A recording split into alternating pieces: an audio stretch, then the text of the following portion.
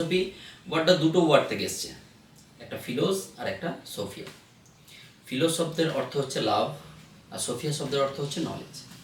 তাহলে ফিলোসফি শব্দের ব্যুৎপত্তিগত অর্থ হচ্ছে লাভ অফ নলেজ।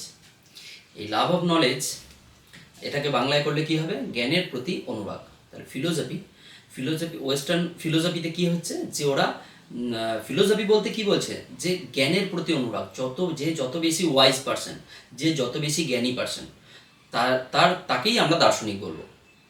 ঠিক আছে, এবার এটা গেল ফিলোসফি। আর একটা হচ্ছে দর্শন। এবার দেখো ভারতীয় দর্শনের উৎপত্তি কোথা থেকে? দর্শন কথাটি এসছে দৃশ ধাতুর সাথে অনট প্রত্যয় যোগ করে। তার দর্শন কথাটির উৎপত্তিগত অর্থ কি? তো দর্শন মানে দেখা মানে জাস্ট চাক্ষুষ প্রত্যক্ষণ। সংকীর্ণ অর্থে দর্শন মানে কি? চাক্ষুষ প্রত্যক্ষণ, চোখ দিয়ে আমরা দেখছি।